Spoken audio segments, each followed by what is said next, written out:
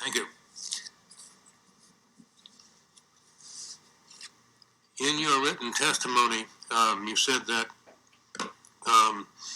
you think the crop yields would be impacted by the pipeline. What makes you think that? Looking at the information from the Dakota Access Pipeline and the amount of crop yields they have seen as a decrease, looking at the land on our property, some of it is highly erodible. Looking at the damage to the topsoil and the no-till soil, decreasing yields. Also the possibility that if this pipeline is approved by eminent domain, that we will potentially take 7 or 8 acres of our land out of use because we don't want the risk. We are not able to get liability insurance to cover us for that. My mom, who is 102, going to be 103 in January, would love to be here to testify, but her only response to me is, why are they doing this to us? When my mom and dad got the farm from my grandfather 117 years ago, we never imagined that corporate greed would one day take it or threaten our land. My parents weathered years of high interest rates, heavy rain, drought, hail, the armyworm, locusts, high temperature, high winds, increased expenses, and low prices, now only to have our land taken from us by eminent domain. I remember as a very small little girl sitting at the table and my dad saying to me, we might lose our farm. And I thought how devastating that was. My parents worked very hard. Dad always said, when you farm, you put your faith in God. You plant the crops, and it's up to God to make sure that you have the rain, the good weather, and the storms to make that come to fruition. Our farm, we were finally able to pay it off, own it free and clear, now to have somebody for corporate greed potentially take it away from us. Your written testimony also said that you think the market value of the land would be reduced. What the basis do you have to make that claim? I would never purchase land that has a hazardous carbon dioxide pipeline buried on it that could burst at any point in time, killing anything within a 4,000 feet range of it or causing drastic health measures. I can't anticipate anybody else who would want to do that.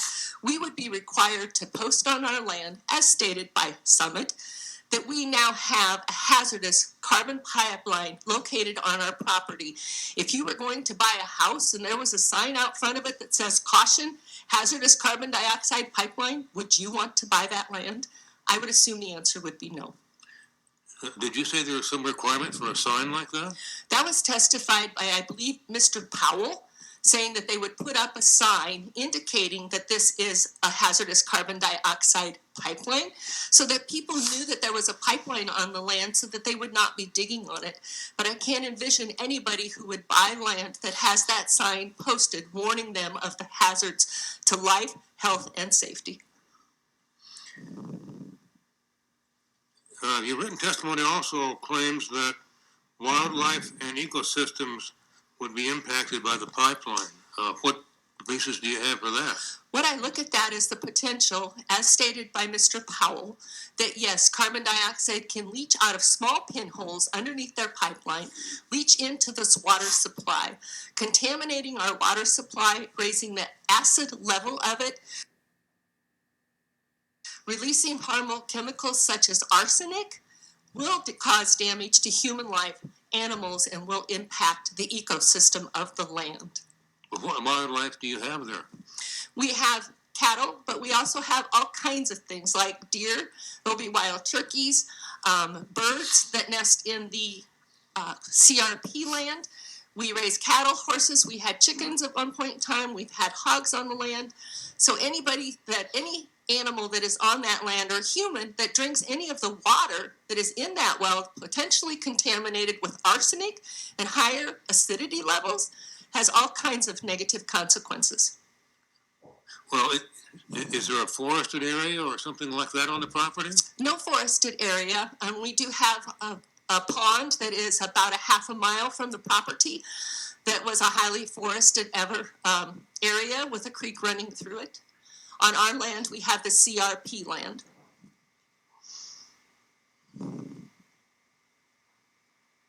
You also talked about bearing the cost of any damages, but doesn't Summit say that they're going to take care of any damages? Summit has not provided us any information on how they would repair any damage to our well, how they would assure that there is no damage to our well or to water lines. Even in the testimony that was given on decompactation of the soil, they said that they're going to knife it and cause waves in the soil. How do you cause waves in the soil and not disturb water lines, tile lines, the well? They have provided us no information, no reassurance. Everything that Summit says, you have to take with a grain of salt. When they had sent out a flyer on Summit letterhead, and it states what happens if there's a leak in the pipeline. Summit's response was, if released from the pipeline, carbon dioxide will become a gas and dissipate into the atmosphere. So they leave landowners to believe that there's nothing harmful about this at all, or it's just going to dissipate. They don't say in any of their literature that it can kill you if you are in that kill zone. They go on to state carbon itself is non-flammable, not toxic, and it presents a low concentration within the air we breathe. What happens in a rupture of a 20-foot carbon dioxide, high pressure pipeline, 2,000 PSI. I know you can say if you're in the area, I think Mr. Powell said shelter in place. But if I'm down in the field and that bursts, where am I going to shelter? I can't get underground. Okay, Mary, hold your breath, run as fast as you can. See if you can outpace that plume and whether you are going to survive or you are going to die. They expect that our emergency responders people, Jim B. Powell testified, I will not be buying an electric fire truck. How do they expect first responders to get to anyone? Are they to put on scuba gear 2 miles away, pull a little wagon behind them with whatever supplies they might need to be able to save human life? I don't understand it. What would be the closest emergency management personnel? What would be what? What would be the closest emergency response personnel? I don't know. Our farm is 5 miles away from the closest emergency response personnel. They are a volunteer. My nephew is on that force. He is one of our intervenors in this process, but could not be here to testify because we were limited to the number of people who could testify. He works over 30 miles away from there, so by the time he would drive 30 miles to be able to get to an ambulance, to be able to get to us, to have the ambulance die because it can't get to the area, what are the cost of casualties? So is the emergency response plan of Summit that we're just going to go in and we're going to pick up whoever happened to die? Because we can't get to them to save their human life. It seems in everything that you hear of Summit and how they are treating the landowners, human beings, how can we as landowners trust that they will take care of such an inanimate object as what they call dirt in the ground or our land? If they can't respect our human life, how can we expect them to respect the land that we own or to say they're going to take it back to pre-construction, even though there is no possible way? It's like if you fall and break your arm, sure it heals, but that crack in that arm stays there forever. The damage to our soil is permanent and eternal. Your written testimony also says that future plans for the land would be impacted by the pipeline. What future plans are you talking about? My husband and I had talked about whether we would potentially build a house at some point in time on that land because it would be we could have a nice setback from the road, but all of that would not be possible. I'm not going to build a house and live next to a hazardous carbon dioxide pipeline. I feel so sorry for our neighbors that are in close proximity. There are 2 of them that live very close to it. My one neighbor, I was talking to them and they said the land agent approached them and said, well, just go ahead and sign the contract because at some point in time, if we ever want to add lateral lines to that, we'd have to go back to the utility board and request eminent domain. We all know if the Iowa Utility Board approves the use of eminent domain for this project, that it will be very easy in the future to say, oh yes, we're going to grant eminent domain for that next project. Our concern as landowners is that the whole intent of this project is to get a pipeline corridor through the entire state of Iowa to be able to use for whatever use they want to use it for in the future. They can transfer that ownership to everybody, and you can say, sure, but they have to go back to the IUB Utility Board and get a permit to be able to do that. Once you grant this, you open the door for any of those type of permits. At what point does the Iowa Utility Board value life and the existence, the air that we breathe, the water that we drink, as being more important than a pipeline with no long-term guarantee, no guarantee that it's going to do anything to help with climate control or climate change? We know that we are moving to electric vehicles. And if the ethanol industry is going down, what did we do before that? We can raise other crops, whether it be wheat, oats, anything else. It doesn't have to be a dependency on corn and ethanol. Human life, the life of one person, the life of each and every one of you on the Iowa Utility Board is important. It's important to me and our family as a landowner.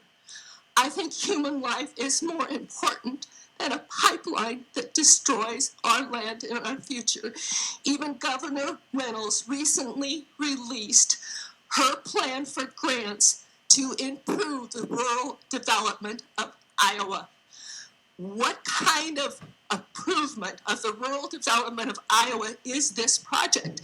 When it's going to cost us over $303,000 potentially to get rural water to our land, it's going to cost us $50,000 to $75,000 to get a well on our land.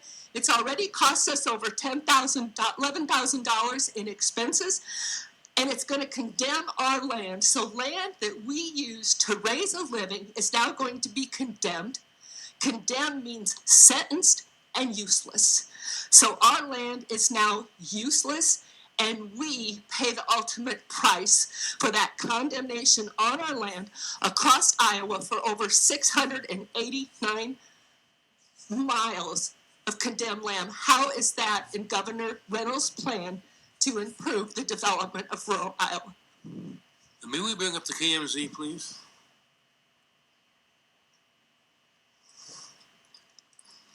We need a 5-minute break. Hold on real quick. Okay.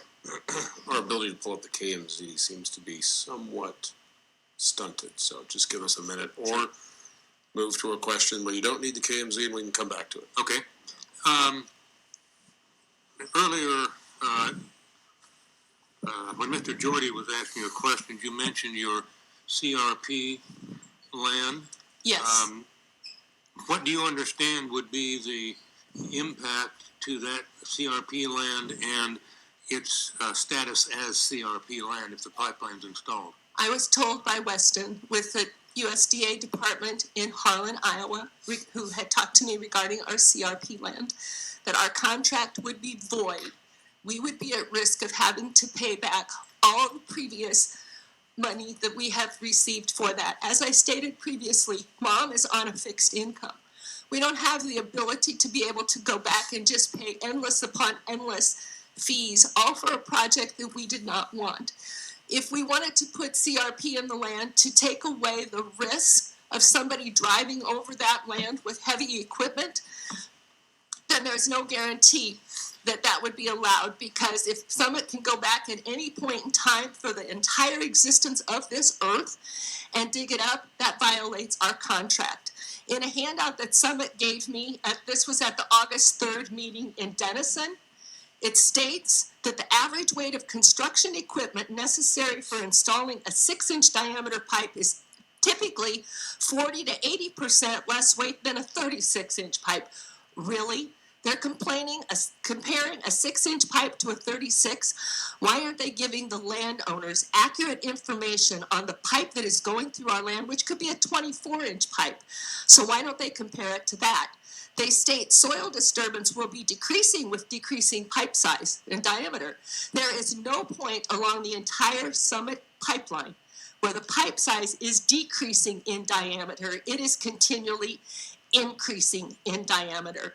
They also say they'll be good stewards of the land across their entire project area, and they will restore the land, the topsoil, drain tiles, draining systems, and more to their pre-construction levels.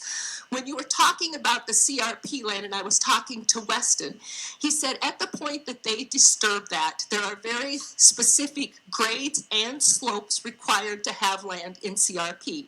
Summit wants the ability to change the slope and the grade of our land to meet the needs of their pipeline, not to meet the needs of our drainage system.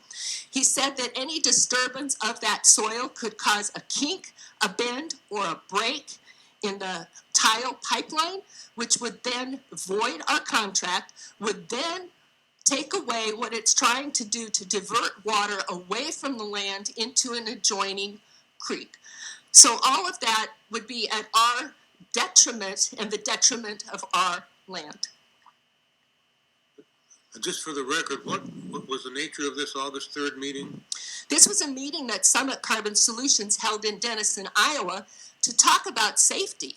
They did nothing to talk to us about safety. When I asked about safety, asked to see their plume modeling, asked to see their safety plans, their response was, it's safe. When Jimmy Powell had testified, he talked about the plume modeling, and his response was, well, anybody can go out and create their own plume model. Excuse me, I, as a landowner who do not want a hazardous pipeline on my pipe, Summit's response to me is I can go out and create my own plume model, but yet Jimmy Powell testified that they have plume models for all of our property.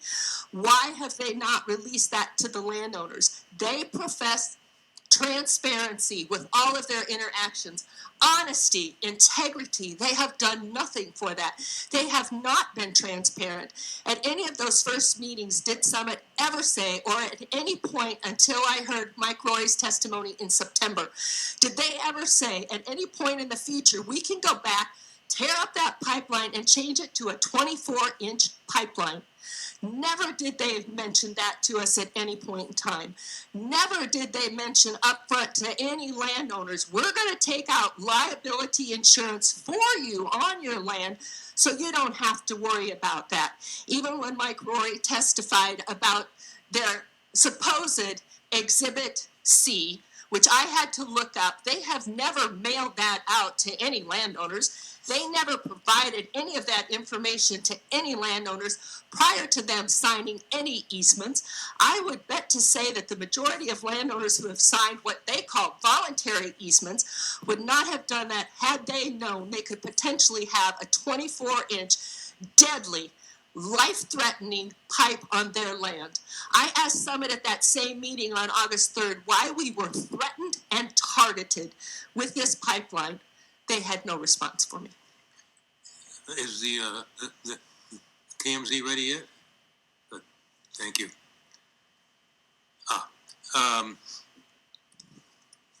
My question is going to be,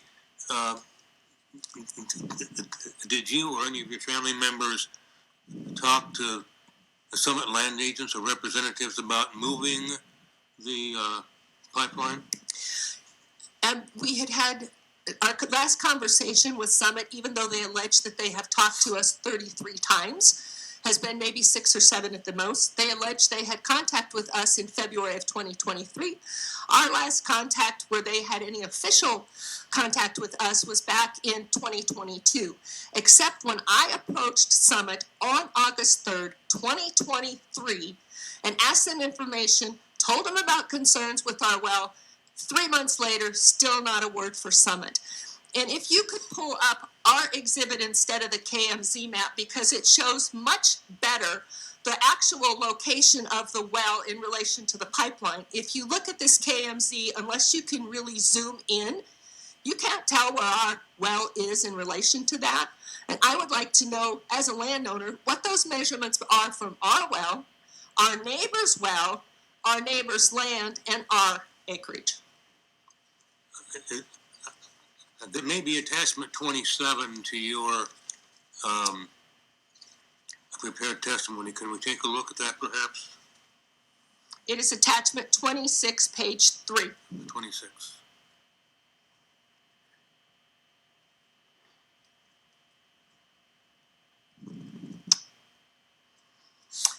This is a picture of our land. You can see where our acreage is on the bottom right-hand corner, which would be the southwest. You can see where our acreage well is, which is the bottom right, which is the northeast. I laid Summit's map directly over with where they identified the well, and you can see that red line the very short distance. You can see right across the fence line where I have identified where the neighbor's well is. You can see the location of a natural spring, which is where our CRP tiled waterway and our tiled waterway runs into. You can see how the Summit pipeline goes up partway and then curves. So my question is, if the crops would tend to go back the way they were, or if we did CRP land, how is anybody farming that land gonna know that at whatever point that is, I need to make a curve to the northeast so that I don't hit that pipeline? How is anybody gonna know? You can see the buildings for our neighbor's acreage. And then when we get to the KMZ map, you will notice further down that there is actually another landowner whose land is even closer to the pipeline yet than that. Pardon me, for the record, on Exhibit 26, the red dashed line is the pipeline? That is correct. The hatch lines are their easements.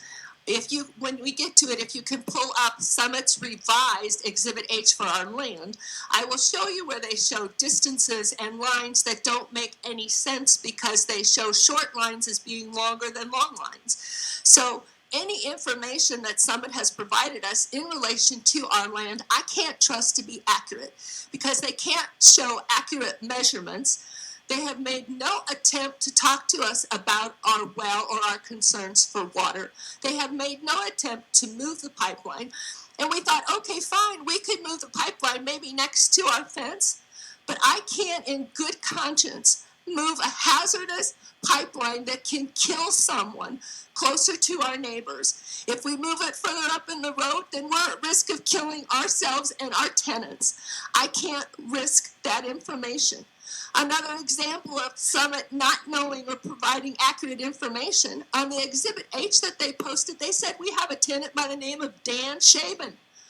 Nobody knows Dan Shaban. So obviously what they pull up and what they put is not accurate. And then one final point here, just for a clarification, I guess. You told Mr. Jorde there was a new route proposed in August. Can you explain what the difference is in the routes? I don't know that it was a new route. It was a revised Exhibit H entered into the IUB docket by Summit Carbon Solutions on August 21st. It said revised, but Summit has not contacted us. They've not sent us a copy of the revised. They've not told us what they revised on it. The only way I could determine that is if I did a comparison line by line. But I think it would be Summit's obligation to say, what did we revise on Exhibit H? Thank you. That's all the questions I have. Mr. Whippel. Thank you, Your Honor. If we could actually just keep that up for a minute. Ms. Powell, just to be really clear here, does this attachment indicate that you've estimated the distance from the pipeline to the well as 137 feet? No, that 137 feet is the number that's listed on the map by Summit. But we can't tell, is that 137 feet from the fence to the pipeline or from the well to the pipeline? Summit doesn't tell us that. So have you made an estimate? I don't have the ability to because I cannot pull up the KMZ files on my computer. So I would appreciate if someone could do actual estimates. That would be great. Well, we have the KMZ available. If we can pinpoint the location of the well, we could get that measurement. Okay. So I'd be willing to have a go at that, Your Honor. If she can help us identify where on the property the well is.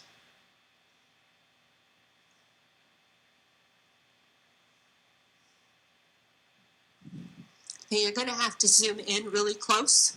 So you said Keep going, keep going. Now raise it up a little bit. Nope, the other direction. Oh, I cannot tell exactly where it is on their map because the neighbor's well is not showing up on their map either. And they are both in very close proximity. So you, And I don't see where their red line is on that KMZ map. Where is their pipeline? Or the pipeline is the white? I can't tell. I believe the pipeline is the white. Okay, so then did you- that little raised dot, if I can turn this on.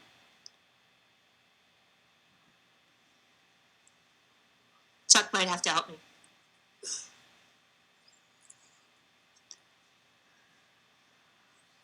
Yeah, that's what I'm thinking.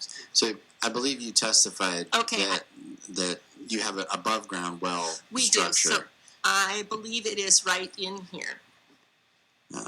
And you believe generally that that's pretty close? Correct. And then our neighbor's well is right over in here somewhere. All right, if we could, there's a little dot right there. If we could get the distance right to that.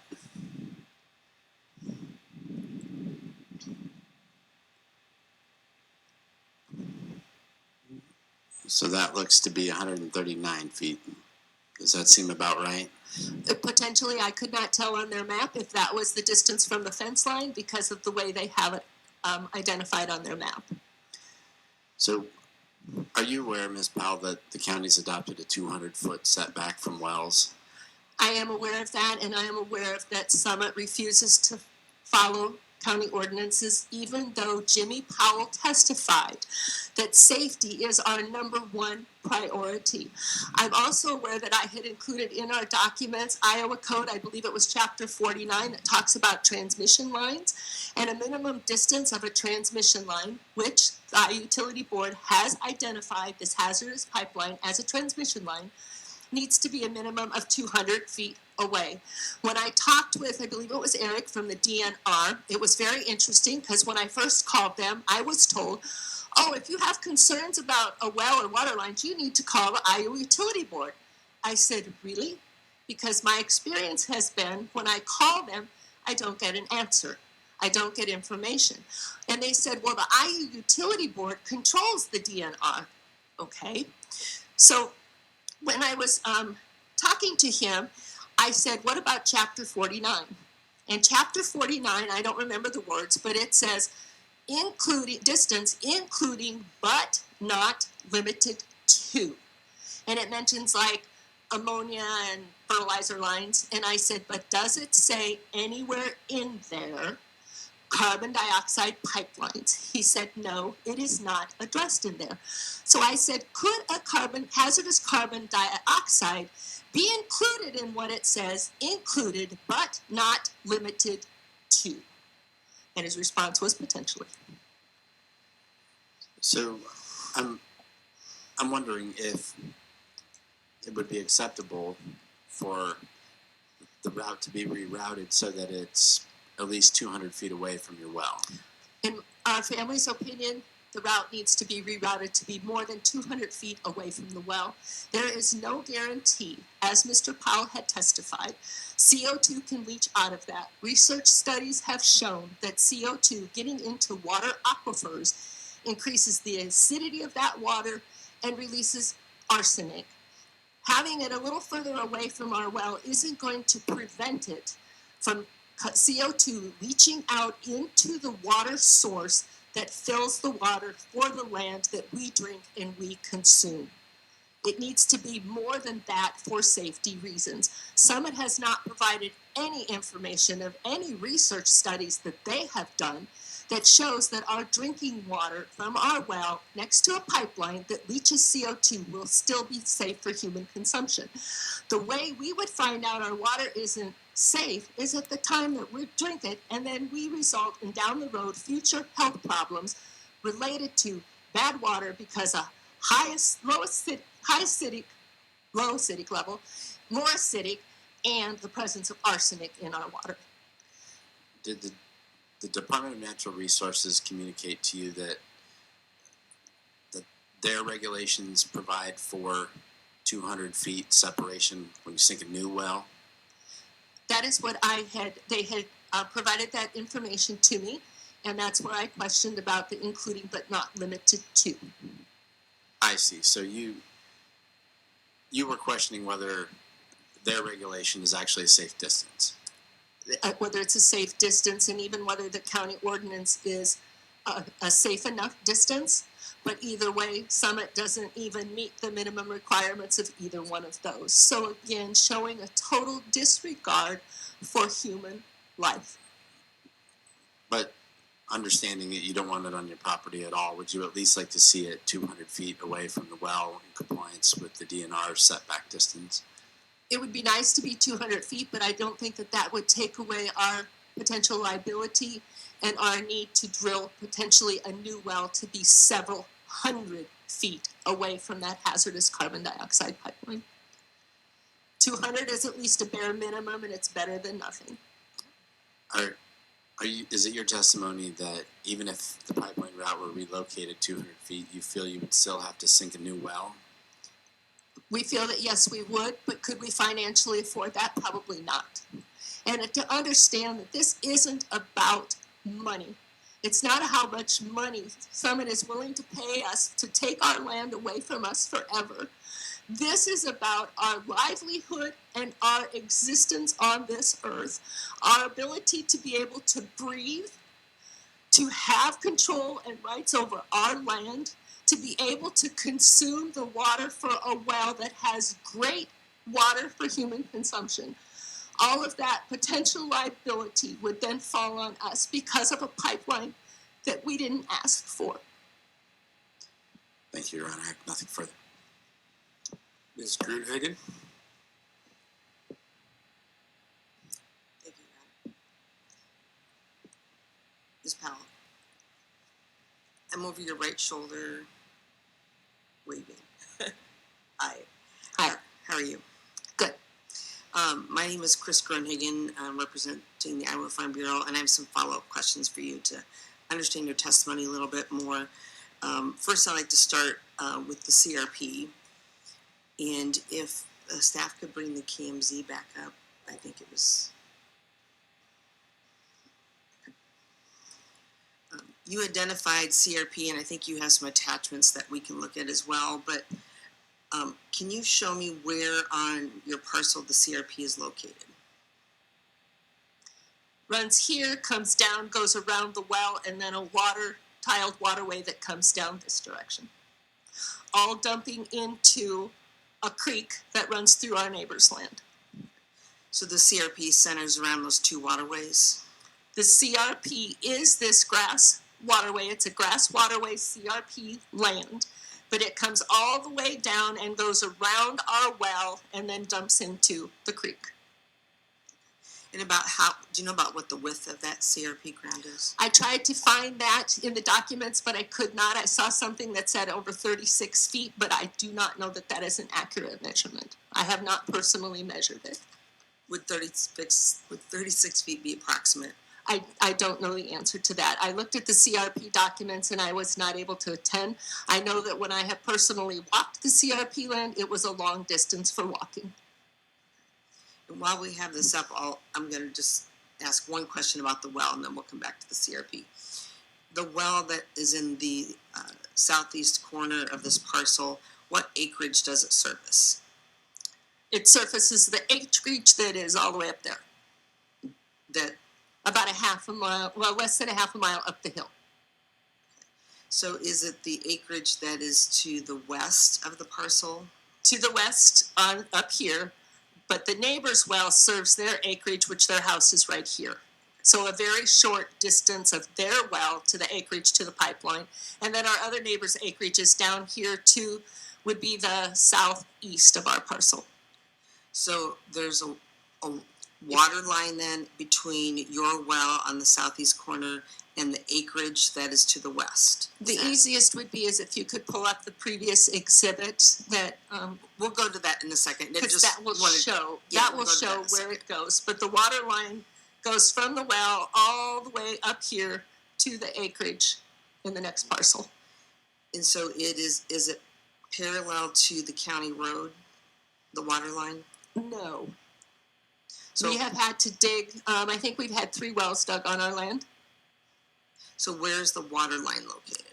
The water line goes from the well over to here and then goes up this direction to the acreage.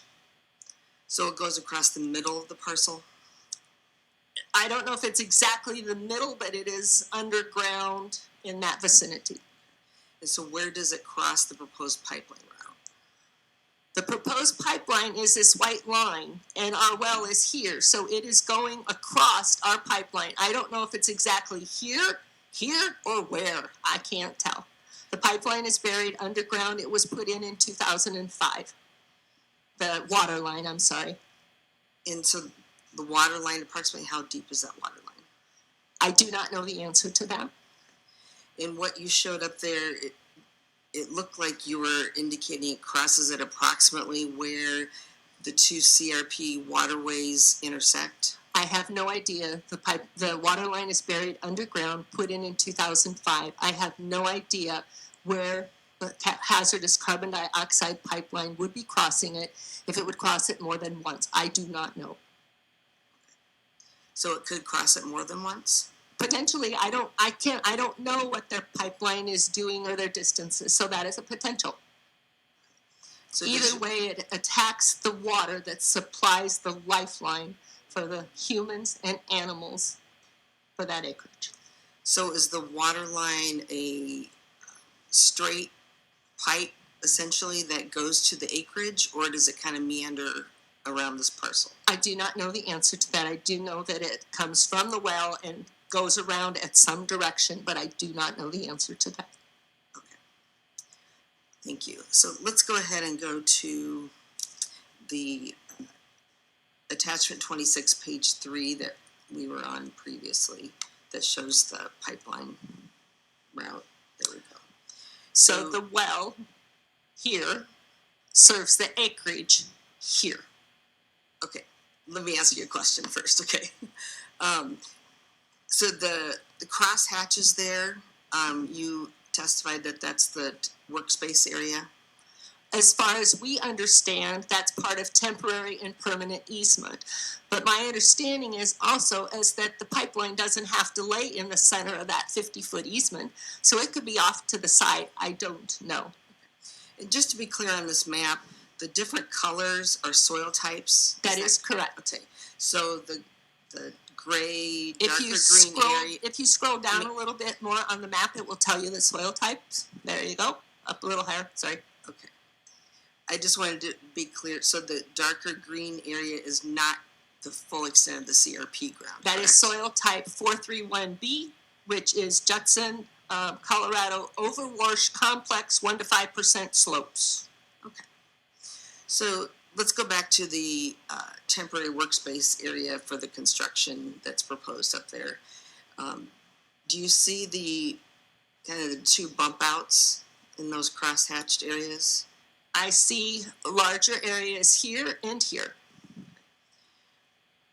Could that perhaps be because Summit may be drilling underground underneath your waterways in your CRP ground? To my knowledge, the most that I know from what Summit told me on August 3rd of this year is that they can use any of this easement for staging. So I don't know if these are dirt piles. I don't know if that's staging area where they're going to store their equipment, because they want to be able to come from road F16 up here and to get into the other parcel. So they want to be able to drive across our land to get to the other neighbor's parcel, compacting our soil even more. They told me personally, yes, we can leave our equipment set on your land. Yes, we can use your land to get to the adjoining, because otherwise they have to go almost a mile to the east, then a mile to the north, and then a mile back to the west. And it's much easier for them to just cut across our land and keep using our land as their driveway. Okay, let's get back to the CRP ground here for a moment. So if Summit were to go underneath your CRP ground and not disturb the vegetation, would that disrupt your CRP contract? What I was told by the U.S. Department in Harlan is that they would need to go under it a minimum of 7 to 8 feet to bore under it, but there is still no guarantee when they come back to do the land decompactation that their vibrating machines are not going to disturb the compaction of that soil. Summit also talks in their easement, or one of the statements, I believe it was by Mike Rory, I think, I have it in my notes, where he said that when they put the pipe in, then they're going to go back and around the pipe they're going to fill it with good soil. What good soil are they going to use to backfill it? Are they using our topsoil? Is that what they consider good soil? Because I can tell you a lot of the dirt on this land is that muck, which a previous person had described, which is like digging through something that's clay and sticky and icky. So I assume they're not going to pack their pipeline. They wouldn't consider that good soil. So I have no idea what Summit's intentions are. If the pipeline is going to be constructed, would you want them to go underneath it, meeting FSA's specifications so that your contract is not disrupted? They would need to go under it, but there is still no guarantee that our contract will not be disrupted and we will not have to pay. Because as I stated, the decompactation, where they are creating waves in the soil, there is no guarantee that they are going to disrupt that. There is no guarantee that where they come out on the other side of the pipeline, or the CRP land, that they're not going to change the slope and the grade of that. It goes from the CRP land to a tiled waterway. There is no guarantee that they are going to be doing anything. What the DNR, or the Iowa State Department told me in Harlan, is that if we ever wanted to put that into CRP land, the pipeline would need to be buried a minimum of 8 feet along that entire easement, so that CRP land that would be a minimum of 5 feet deep, deeper if they had to bulldoze for grade, to allow a minimum of 2 feet distance between Summit's hazardous pipeline and CRP land. But they could not guarantee me that we would never be liable, because they said they will always come back on the landowner, not the company. And we know that when Summit sells this to people down the road, there's going to be nobody there to protect the landowner. Okay, going back to the CRP again, and let's finish up those questions here. On page 7 of your testimony, you talk about Summit and FSA reaching an agreement regarding CRP. Would you expect that agreement then to hold you harmless for your future payments, and so that you can continue to receive payments? Summit and them have never reached an agreement regarding CRP land. Summit has not even contacted the office in Harlan, Iowa, to discuss CRP land and how they would handle that. Do I have any faith that Summit would reimburse us? I have no faith in Summit. They have not provided us accurate information. Everything is a little tidbit of things, but nothing that accurately reflects what landowners need to know. Ma'am, if Summit were to negotiate an agreement with FSA, wouldn't it be out of the Des Moines office rather than the Harlan local office? The Harlan office contacted the Des Moines office, and they were the ones that had stated there is no guarantee that the landowner will not be held liable and will not have to pay back years and years of payment. When you're dealing with, you look at the number of people who have testified on this pipeline. How many of those that have sat before you are elderly? How many of them are on fixed incomes? How many of them can afford to pay back CRP money? So would you expect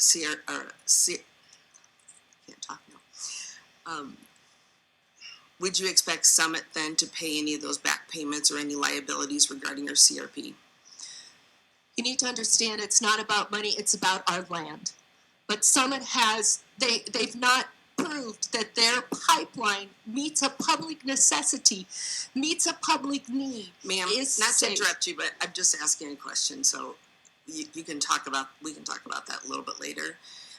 My question for you is, if this project is approved and FSA assesses penalties against a landowner for CRP, would you want the board to require Summit to pay any penalties that would be associated with that to the landowner? If that was ever done, it would have to be clearly stated so that any change to that CRP land for all eternity to the end of the Earth's existence would be paid by Summit, because there would be no guarantee. How would we prove that 5 years down the road that Summit putting that pipeline through disturbed that CRP land, causing those pipelines to no longer drain properly? How would we prove that that was their fault? That is my concern. So if Summit wants to say that they or their successors or whoever they give it to is going to pay for any damages to CRP land, any past money that's due, what voids the contract for all eternity till the end of Earth's existence, then that would probably be acceptable. Thank you. When you were talking to, I believe it was Mr. Whippel, it may have been, you said that the farm tenant listed on your Exhibit H was inaccurate. Correct. So do you farm the parcel, or who farms the parcel? We have a tenant who farms the parcel. And it is not the tenant that is listed. One of the individuals, but not the other one. We do not know who Dan Shaven is, have no idea where Summit pulled that name out of their hat. But it's just an example of Summit posting to the Iowa Utilities Board inaccurate information. Okay, when you say one of the individuals, Benjamin Shaben is a tenant? Lives on the acreage. Okay, so Benjamin Shaben is your farm tenant. Benjamin Shaven lives on the acreage. So you do not live on the acreage. I do not personally live on the acreage, but I'm frequently on the land. Okay, and so Benjamin Shaben also has an easement for the well. For the well, we own the well and the pipelines. And so Benjamin Shaben owns that acreage then to the west. He owns the acreage to the west. Okay, and so that is not owned by your trust here. We own the land with the well and the water lines that go to the acreage.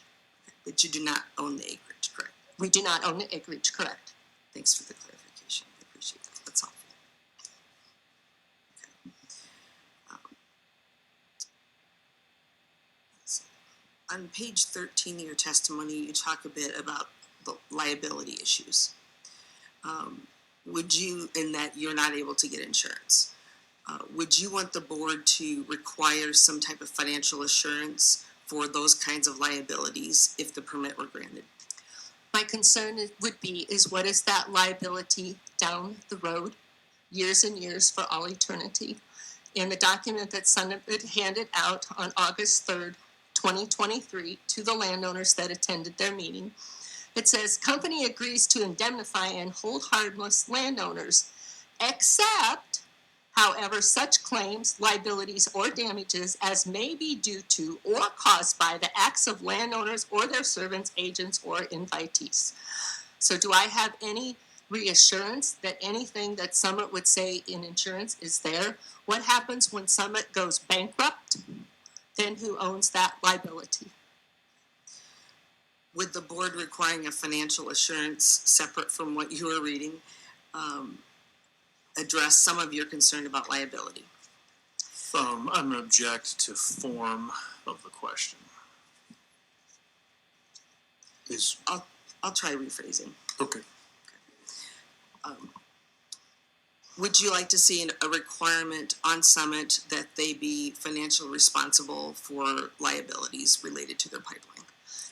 My concern is Summit's Exhibit 6, which I did not learn about until Micah Rory testified in September, where they talk about their new indemnification clause that's better than what they had before. It's specific. Ma'am, I'm not talking about the easement here, I'm sorry. No, this is the indemnification, the liability. In the easement though, correct? Is that what you're reading? I guess what document are you reading? Maybe that would help. Exhibit 6 from Summit that they posted to the Iowa Utilities Board on September 12th, which is after our August 3rd, but I don't know where they wrote it. But what they're telling landowners and what they testified in the hearing are not one and the same. I'm not talking about the easement. I think that's easement language that they posted. I'm talking about a separate requirement for financial assurance for liabilities related to the pipeline. So that if any point, no matter who caused the pipeline to rupture, because when I talked to the USD office in Harlan, they also told me that current pipelines in the ground they are finding are migrating to the surface. Some are less than 12 inches deep, and the farmers are already scratching the surface of those pipelines just through their normal farming operations.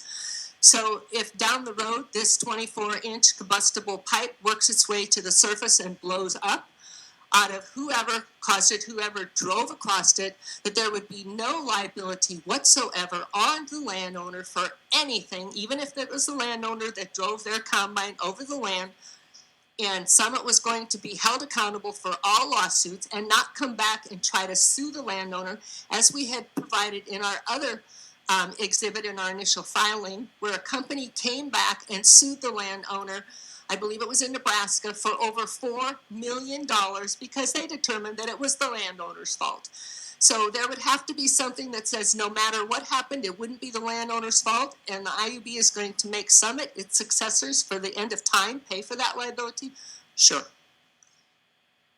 So you mentioned the Nebraska lawsuit, so I'm just going to do a follow-up question because that is in your testimony and you've attached a copy of that.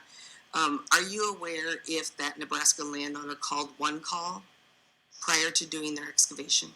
I don't know the answer to that, but also with Summit's pipeline going wherever and wiggling around, how would one call know exactly where that pipeline is going to be buried? And how do you know that a pipeline hasn't migrated up, hasn't migrated to the side, hasn't done whatever?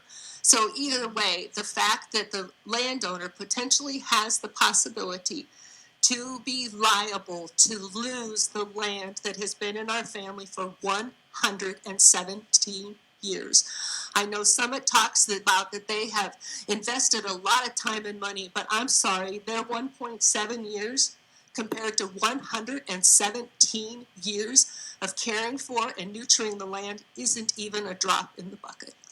Ms. Powell, are you aware of if a landowner or the excavator calls one call to say they're going to be excavating, who does the marking? My understanding is that the companies come out and do the marking, but if Summit isn't existing anymore, who's going to do the marking for Summit? So would Summit know where their own pipeline is and be able to mark it? I would assume so, but with their maps, you can't tell. Okay, thank you.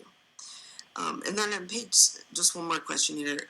On page 16 of your testimony, you expressed some concerns about their 24-month temporary construction easement. That is correct. Would it address at least part of your concern? I know you're opposed to the pipeline. If that temporary construction easement was made non-exclusive so that you were able to access that property for the entire 24-month period? So I guess the bigger question is, if that pipeline is buried on our land, they have a trench open, how do cattle get across the trench? How do they guarantee that cattle grazing on that land are not going to fall into that trench? How do we know that it's safe? They talk about that they're going to do one of their hydrostatic tests after they have padded the ground, put in some backfill and good soil. So they basically covered it up. So how do you see if there's a leak in the line when it's covered up? Jimmy Powell had testified that they would fly over and look for frost. What do you do when there's frost on the ground and all the months of snow on the ground? You won't detect a leak before it becomes disastrous to the water supply and to human life. So the fact that you say, oh, gee, we could go over that easement now in 12 months, does that make me feel any better or feel any safer? No. So maybe I didn't ask my question clear enough, but would you want that 24-month construction temporary easement to be non-exclusive? In other words, you would be able to cross that at any time. How do we get across it to the land on the other side of it? If there was a way to do that, would you like access to it? It depends on whether we would decide that we wanted the risk of the hazard to cross that. They've also not identified how they're going to come off of Road F-16 to our property. Are they going to tear down our fence? And if they tear down our fence, are they going to put up a new fence, some way to keep the cattle from falling in that trench or escaping? Are they going to put in a gate, which now means that our land is accessible to anybody by just opening the gate and driving through? We have no concern. So whether we would want to cross that and risk the liability to life and humans, I can't guarantee that we would. Would you expect construction to take a full 24 months, or would it just take 6 weeks or so? Given the fact that they said they can use our land for staging and to drive over it to the other neighbor's land, I have no idea how long that will take. I have no idea what damage they're going to do to our water line, to our well. When you're digging and you're raking soil, we had a rock that came up on land just to the west of us that was probably 3 feet by 4 foot. My brother started digging it out with the pliers and thought, oh, this is just a little rock. Kept digging. It was 3 foot by 4 foot that when he loaded it on his manure buck to get it out, he had to keep doing the hydraulics because the weight of it kept lowering. So what's going to be in there, I don't know. I don't know what's safe. I was going to be done, but now you've mentioned cattle, so I want a little clarification on that. Is this row crop ground, or is this a pasture? It's a pasture, but sometimes they put cattle on pasture land to graze and eat up the corn that's not picked up with the combine. You meant it's row crop, right? It's alternating between corn and beans, Okay. but they do put cattle on the land after the crops are harvested to be able to take what's left off the land. So how do we know they're going to open our land, or are they going to come and start at the acreage and drive all the way down the whole entire field with all of their equipment? We don't know the answer to that. Summit had told me in the meeting in August that, well, maybe we'll put a culvert across the ditch. Okay, so the ditch that drains water, you're going to put a culvert across it or a dirt path. And I said, well, how is water going to drain? Well, maybe it'll be a culvert that drains water. And I said, then what happens after that? Well, we might take it out or we might leave it in. We don't know what we're going to do. So basically, the cattle may graze on the corn stalks. That is what you're correct. saying? Okay. And so conceivably construction could take place when the cattle aren't there. I have no idea what Summit's plan is for construction. And if construction did take place during those months that the cattle would be feeding on the corn stalks, would you want them to fence out that trench so that the cattle didn't have any danger of falling into it? That would be something that our family would discuss to see if we wanted that done or not. I can't give an answer to that right now. Thank you. No further questions. Ms. Colas? Good afternoon, Ms. Powell. Jean Colas, awesome landowner. I just have a few questions. You indicated you're concerned about your liability as being a landowner. You're aware that Summit Carbon Solutions is a limited liability company, don't you? Correct. Are you aware that the pipeline transport company and the processing to create the gas and all the water are all additional LLCs owned by Summit separately? Yes. Do you have concern that even if Summit made promises to pay back or make restitution, that they would have to do that legally because they are an LLC? I have no reassurance that Summit's promises would be worth anything. I have read testimony that's been recently uploaded in the IUB docket of individuals who had promises made by Summit that didn't fall through. I had a promise made to me personally by Sabrina from Summit, and that hasn't fallen through in over 3 months. So do I have any faith that Summit would follow through in anything or would hold landowners harmless? I do not. Summit Carbon Solutions owns the easement, or would own the Exhibit H by eminent domain. And since they are an LLC, they can transfer ownership of your property because it's not done by sale, it's done by units. So any person at any time could receive that, who you are unaware of and have no knowledge of, could receive possession or ownership of your land. Are you aware of that? Objection, Your Honor. State the objection. Calls for legal conclusions, premised on facts, not in evidence, other than through the testimony as part of the question of Ms. Colas.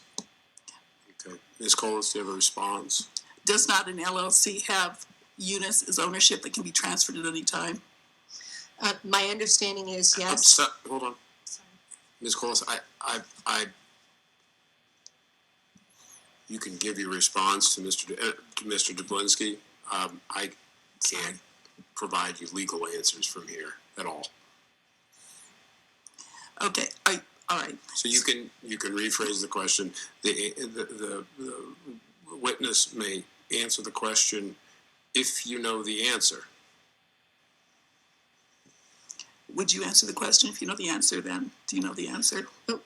When, if I understand correctly, you were talking about owning and Summit being able to transfer ownership at any point in time to any of their successors or assignees. When I read the easement, and I read it several times, it does mention the word owning in there, and I question, does that mean that Summit is owning our land, or are they referring to the pipeline? Because if you read further down, it says that they have the ability to change the slopes, the grades, and the fills. That is obviously referring to the land and not to the pipe. IUB rules specifically state that the owner retains ownership, the landowner retains ownership of the land. But it's not clear in any of the easement documents that Summit has sent out to landowners or had landowners sign, because the very first word says, for the purpose of owning. So it sounds like Summit is owning our land, but yet we're paying it. And owning our land is in violation of what the Iowa Utilities Board says in relation to their rules on eminent domain.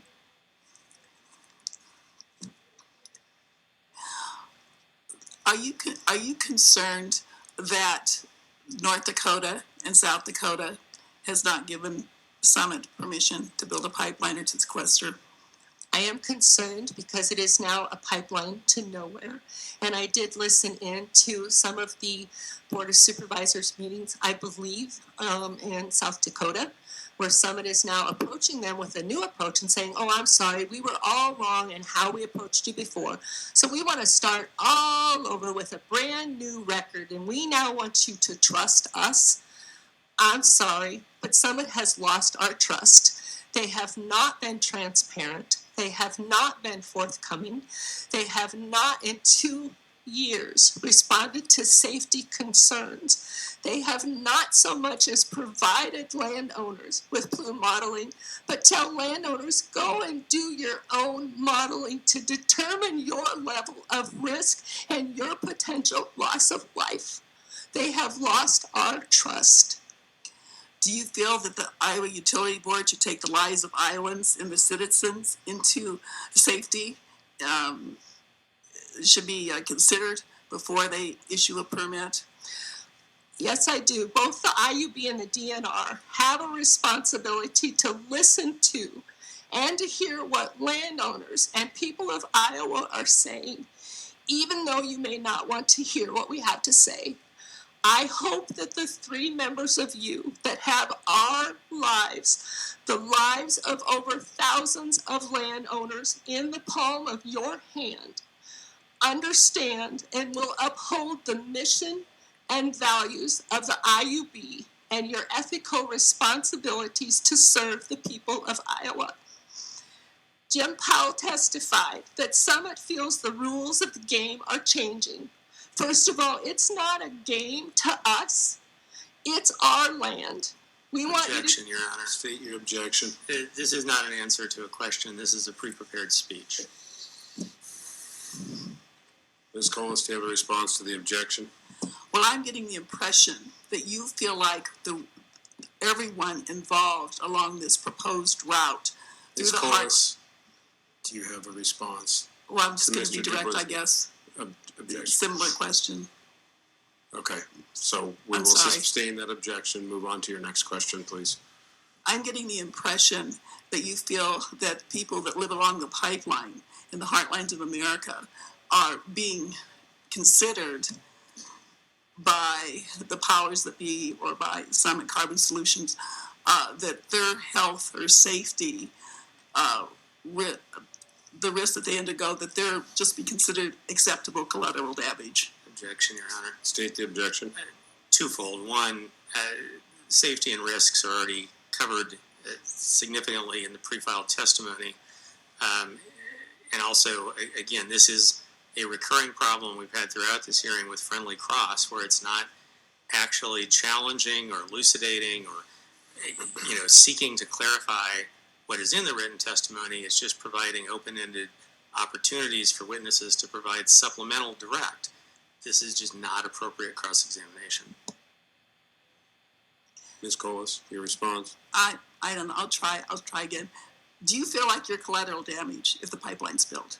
Yes, I feel like myself and all the other landowners who have testified and who have fought, and even those who signed voluntary easements, are collateral damages. Our lives don't matter because we're not in a high concentration area.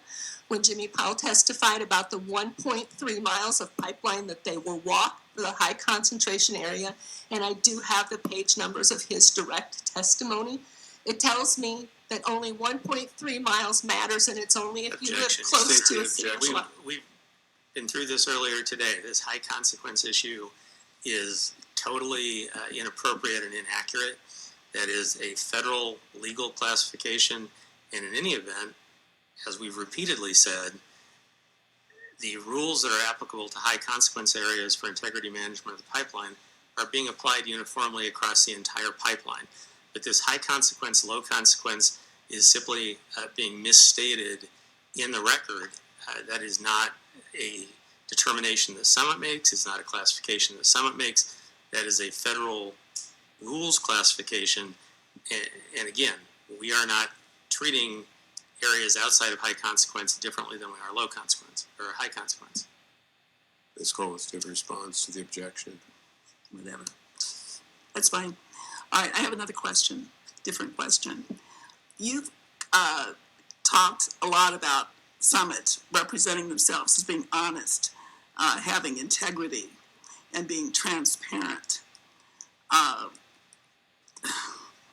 Obviously, I sat in this seat and listened to the testimony from, and I've had contact with Mike Rory. I know exactly what you're talking about. And one of my concerns with him, too, was related to the people that all... Objection, Your Honor. State the objection. Ms. Coles has had an opportunity to testify. She is not appropriate for her to testify as to her own facts outside of this witness's facts as part of the predicate for a question. Ms. Colas, you need to ask a question, please. Mary, Yes. you commented about your contact with Micah Rory and conversation you had with him pertaining to the 24-inch pipeline easement. It was not a conversation I had with him. It was based on his testimony before the Iowa Utility Board, me reading the transcripts of his testimony and quoting date specifically what he had stated, that was Summit's mission, that they were going to be honest, transparent, work with landowners. And what I testify is that for us and all the other landowners I have heard testify, it has been anything but that. He also indicated he was going for 24-inch. Did I understand you to say that he made the comment that there would be no problem in increasing the size of easements already signed by other individuals? It was based on what he had testified, and if I can just try to summarize it, he had said in his testimony that they have the ability to go back on any easement and change it to a 24-inch pipe. And if a landowner wanted a specific part on there, they would put that on there. But if the landowner said, okay, he said, because the last thing that we would want to have to do is to go back to these landowners and again to require eminent domain to take their land, to put in a larger pipe, or to put in lateral lines that they could attach to wherever, whenever in the future. So did you get the impression that this is a possibility that is in the back of their mind for the future since the 45Q tax credits? At the point that Mike Rory did his testimony, it became very evident that yes, Summit has the ability to put in a 24-inch pipe, and their plume modeling needs to be based on that 24-inch pipe. Worst case scenario, not what happens to a possible 6 or 8-inch pipe, because that's not the majority of their route for their over 2,000 miles of pipeline. Thank you. No further questions. Okay, if there's no further questions from the parties, Board Member Burns. Thank you, Ms. Powell. Just a couple clarification questions. If we can pull that KMZ map back up again. So I just want to start with, where do you physically live? I physically live in Omaha, Nebraska. Okay. My husband and I would potentially like to build on the land over here. Okay, thank you for that. And then, just to clear up on the record here, this well issue. So the well actually runs from that location we identified earlier to the acreage. From here, Correct. comes somewhere across here. I don't know exactly where it crosses, and then goes all the way up to the acreage. And the owner of that acreage's name is? Ben Shaven, Ben and Okay. Jenna. And so We then, own the land where the well and the water lines are. and then that water supplies their acreage. Yes, and it's the only water supply for the land.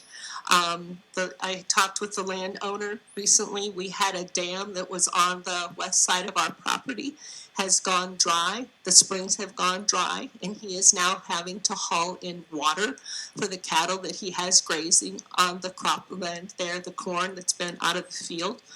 So the concern is they want to take water from the aquifer, which I was told by the DNR we may potentially have to tap into to dig a new well. Yep. So does Summit's water rights trump our to have our life? And I just wanted to clarify that well issue, that it's going from point A to point B. So when you talked about building a new well or hooking up, the new well would have been constructed on the acreage or on your land? We would have to look to see where would be the best location for it, because up on the acreage, it sits up on a hill. So if you have to drill down, a DNR said anywhere from 350 feet to potentially up to 2,000 feet. I don't know how deep we'd have to go to be able to get it. So that's going to up that cost of drilling a well. I don't know what's feasible. We also don't know what water source we would tap into, how hard that water is going to be, how full of minerals, how good it's going to be for drinking. We do know that our well that sits here right now has excellent drinking water, has been the lifeblood for our family, our livestock, our cattle for 117 years. So we would be forced to potentially threaten our lives by having to dig a new well that may not have a good water source, having to go through water filtration, all because they want to put the pipeline by our well. When I reached out to Regional Water, they would have to come all the way along here up to the acreage, but they would still be crossing the Summit pipeline. And they had said Summit has never reached out to them for permission to cross their water lines with their pipeline, and that they have grave concerns that Summit is petitioning the board to give Summit primacy over the water of Regional Water that feeds or nourishes the populations of many small towns that hook to that rural water. And sticking with the DNR just quickly, you made a statement earlier, something to the effect that the DNR is managed by the Iowa Utilities Board. Who told you that? That was a conversation that I had when I called both the DNR and the IUB to ask information. I don't know who answered the phone. I didn't write the person's name down. But I was told when I first called the DNR about concerns with our well and asking for information on the proximity of it, I was told, well, you need to call the IUB because they're controlling all of that. And I said, we've been working with the IUB and we've submitted information. No one, not the IUB, not Summit, has ever contacted us or reached out to us. So for me to be told by the DNR to call the IUB about a well, when the IUB is looking at taking our land by eminent domain, it didn't give me much reassurance about that. The representative at the IUB board told me the IUB does not look fondly on people who voice complaints.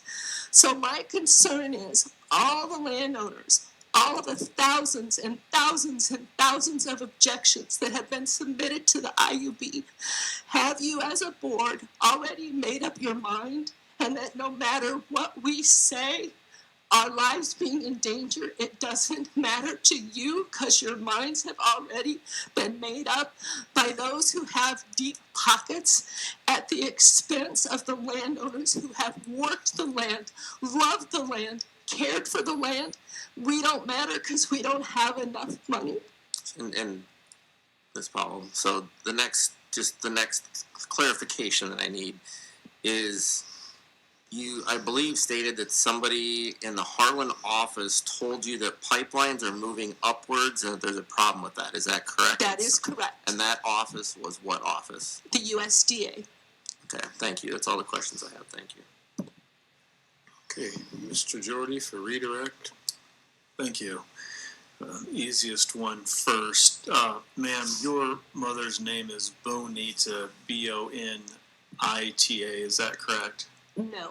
Okay, is it Bonita? Because I've seen some different spellings and I just wanted to make sure we get that correct. I wanted to clarify in the IUB record of the testimony by Michael Roerick on page 196, line 16, page 197, line 3, page 197, line 10, page 204, line 14, page 204, line 19. Mom's name is misspelled. It is spelled as Bonita. Her name is spelled Benita, Benita. And I would like that to be correctly spelled in the record. All right. Now you, in response to a question, you had stated that Governor Reynolds, one of, I don't know if it's her goal or a goal of the state, was to improve the development of rural Iowa. Wouldn't you agree that these hazardous pipelines are improving rural Iowa because they're going to allow the ethanol plants to become richer? No, they are not improving rural Iowa. They are making our land worthless. They are decreasing the value of our land. They are making it so that people will not want to move to rural Iowa, will not want to live on the land. I would not buy property with a hazardous pipeline sign located saying, warning, warning, stay away, your health and life are at risk. I question whether these signs will be a crossbone and a skull.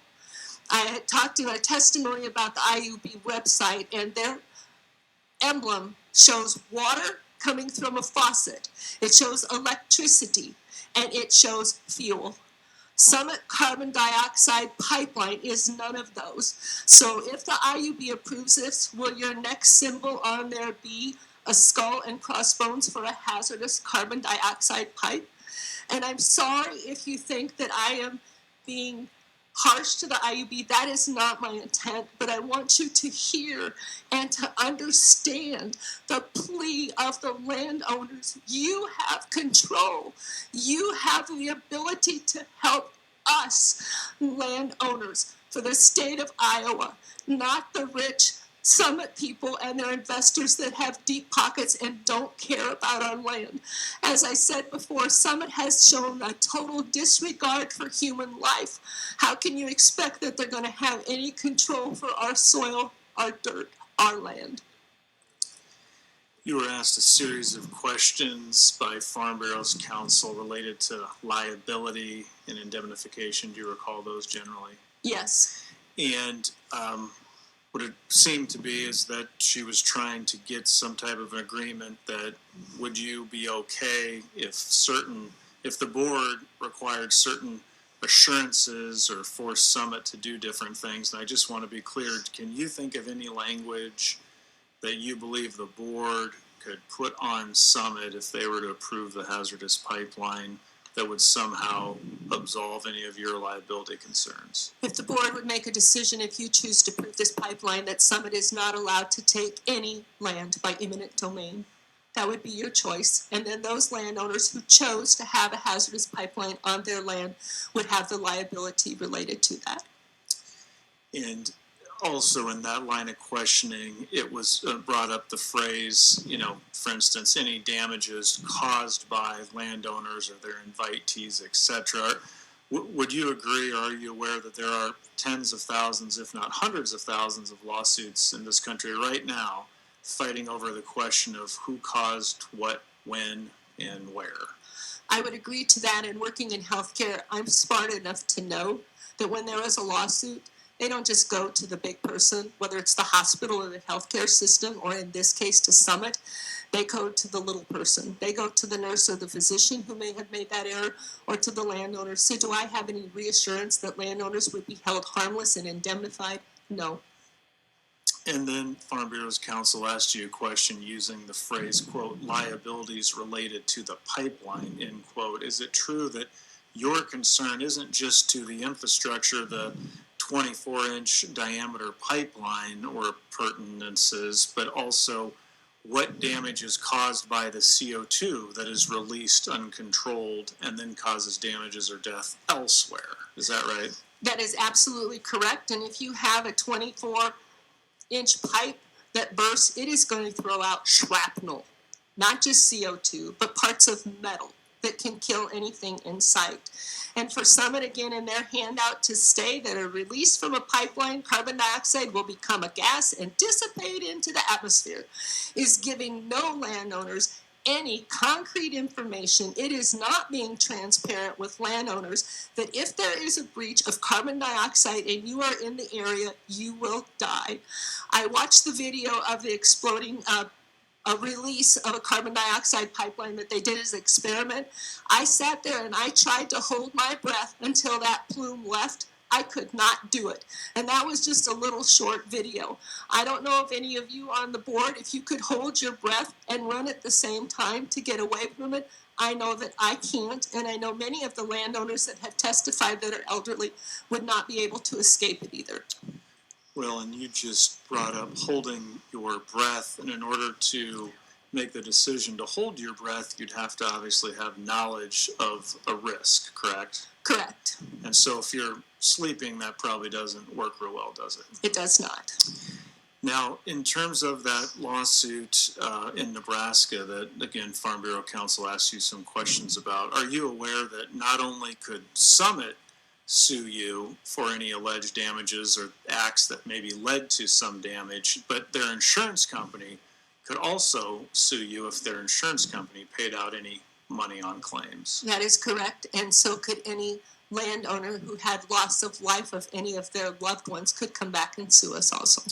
And then you were asked if you knew in that lawsuit if one call was called by the landowners. And I'm just curious, do you think it would be wise to have landowners and tenants across Iowa calling one call every time they plan to drive across the easement where the hazardous pipeline is? I do not. And you look at how our pipeline curves, so we don't know where it is. So every spring and then every fall and every winter, do we have one call come out and map exactly where that pipeline goes and curves, so that if crops are placed over it, we know exactly through that part where it is? Or do we permanently just not have the easement in anything, so have this permanent scar on our land where nothing grows, as was testified by Dakota? Maybe that's how Summit thinks, well, that's how we identify where the pipe is you just don't drive where things don't grow.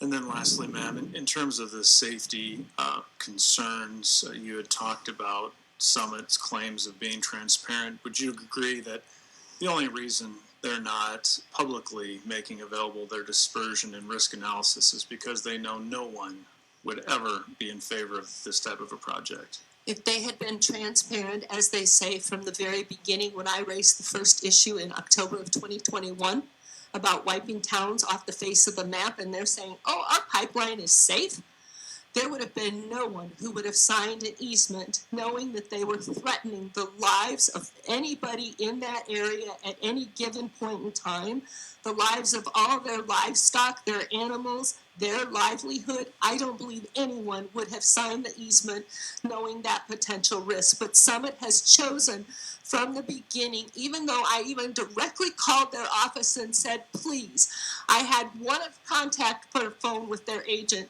Again, 6 out of the 33 that they alleged. And I said, please send me your safety information. And when you do that, I will talk to you. They have never responded. They have never done anything, even though we talked to them repeatedly at that first meeting about the close proximity of our land. Never have any of them contacted us. I reached out to my nephew and to the mayor of Erling. They, to this date, have not been contacted by Summit about the close proximity of that pipeline to the town of Erling. When I looked at the pipeline route, it is not only close to the town of Westphalia, Iowa, it's close to Erling, Iowa, Tennant, Iowa, Buck Grove, Iowa, Denison, Iowa, all of those towns, and nobody cares. What I measured according to Summit's measurements on the map is it's less, anywhere from a quarter to a half a mile away from those towns. So all these rural towns that are vital to the economy of Iowa, that Governor Reynolds wants to further develop the rural area, could be obliviated and no one would care because Summit got their pipeline for their hazardous carbon that they want to sequester somewhere underground that is no public utility. It does not serve a public use. It is not a public necessity. It is nothing that we can use. Thank you. Okay, thank you, Ms. Powell. You are dismissed. We're going to take a quick 10-minute break, and then we will be on to whom? Well, I'm hoping it will be Nancy Johnson Jensen virtually is the plan. And she's on. Very good.